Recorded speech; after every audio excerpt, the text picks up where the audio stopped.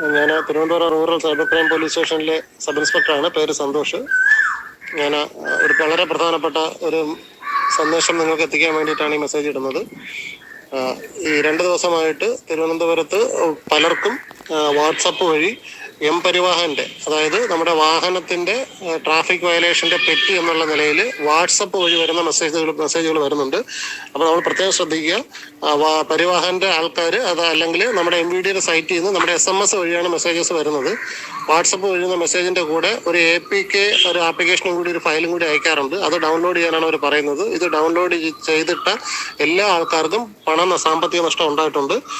ഈ ഫോണിൽ ഡൗൺലോഡ് ചെയ്യുന്ന ഏത് ഫോണിലാണോ ആ ഫോണിൽ ആക്റ്റീവായിരിക്കുന്ന ബാങ്ക് അക്കൗണ്ടുകൾ, അത് ഗൂഗിൾ പേ ആയാലും അല്ലാതെ ഫോൺ പേ ആയാലും ഇല്ലെങ്കിൽ ബാങ്കുകളുടെ ആപ്ലിക്കേഷൻ ആയാലും അതുവഴി കയറിയിട്ട് അവർ പൈസ എടുത്തിട്ടുണ്ട്. അങ്ങനെ 12,000 രൂപ മുതൽ 1,70,000 രൂപ വരെ പോയിട്ടുണ്ട്. ഇന്ന് റിപ്പോർട്ട് ചെയ്ത 6 കേസുകളിലായിട്ട്.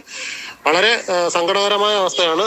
നമ്മളെയൊക്കെ വളരെ സാധാരണക്കാരായ ആൾക്കാർ ബാങ്ക് ലോൺ എടുക്കാനും അല്ലെങ്കിൽ ലോൺ തിരിച്ചടയ്ക്കാനും ശമ്പളം കിട്ടിയ പൈസയുണ്ട്. അങ്ങനെ ഒരുപാട് പൈസകൾ പോയിട്ടുണ്ട്.